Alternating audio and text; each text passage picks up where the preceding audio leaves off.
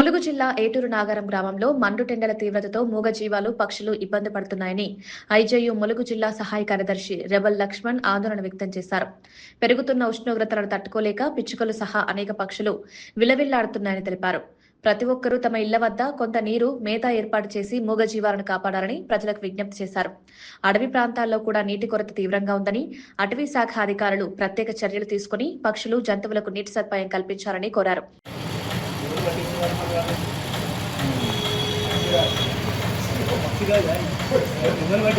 ఎండ దెబ్బకు పిల్లలు అల్లాడిపోయి రాలిపోతున్నాయి.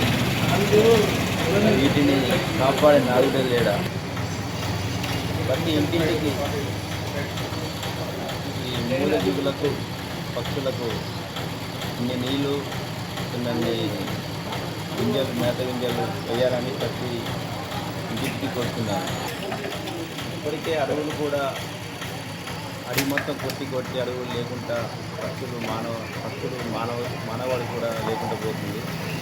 కనుక పక్షులు కూడా ఇళ్లకు రావడం జరుగుతుంది. ఇళ్లకు వచ్చిన ప్రభుత్వ సమయాన్ని కొన్ని గింజలు, కొన్ని వాటర్ పోసి వీటిని మురుగుల ప్రయోజనం కోరుతున్నాము. ఎండ వడదెబ్బకు పాపం ఎక్కడి పిట్ల ఆనే రాలిపోతున్నాయి. మనకు అడవి శాఖ మంత్రి గారు తీసుకెళ్ళి కూడా ఇక్కడ